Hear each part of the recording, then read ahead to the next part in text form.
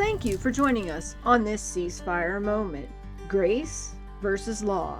We're continuing to look at the commandments and what ones we're able to keep and what ones we may no longer be able to keep. We've looked at agriculture, appointed times, and today we're going to look at business. These are all of the commandments that kind of pertain to business. Do not demand repayment of a loan after the 7th year. That is not a common thing around these days. For me personally, I think I could keep that one. Do not refuse to lend to the poor because the 7th year is approaching. Interesting. So just in case you had a loophole and you didn't want to give to someone when they came and it was the 6th year, you can't say you won't give them a loan. Do not deny help to the poor. Do not send a Hebrew slave away empty-handed when he finishes his period of service. Don't have any slaves. Don't plan to have any slaves. I think I can keep that one.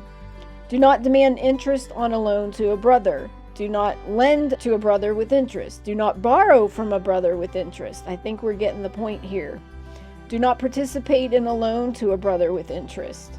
Do not withhold the wages of a hired man beyond the agreed time. Do not take security on a loan by force. Do not keep a poor man's security on a loan when he needs it. Do not take any security on a loan from a widow. Do not take a man's livelihood as security on a loan. Do not kidnap a brother. And so far, I haven't seen any that I wouldn't be able to keep.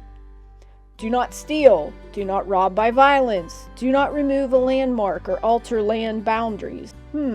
That's an interesting one. Do not defraud anyone. Do not deal falsely with anyone. Do not vow falsely regarding another man's property. Do not oppress one another in business. Do not take advantage of one another. Do not mistreat a stranger.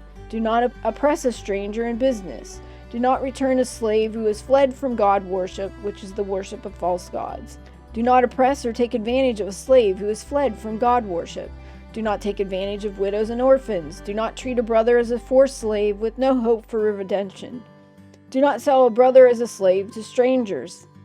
I'm sure there's many of us who would like to have done that. Do not allow a foreigner to mistreat a Hebrew slave. Do not sell a Hebrew maidservant to strangers. Do not deprive a wife or any family member food, clothing, and their own shelter.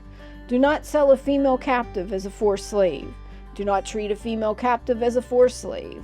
Do not covet another man's possession. Do not covet the possessions of God worship. A hired worker may not harvest a brother's grain for himself.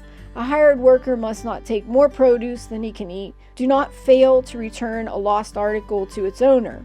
I think that would be called stealing, right? Now this is just pertaining to kings. If you are a king, do not set a stranger in the office of a king. The king must not put his trust in military power. The king must not allow himself to be ruled by his wives, and the king must not allow himself to be ruled by lust for wealth.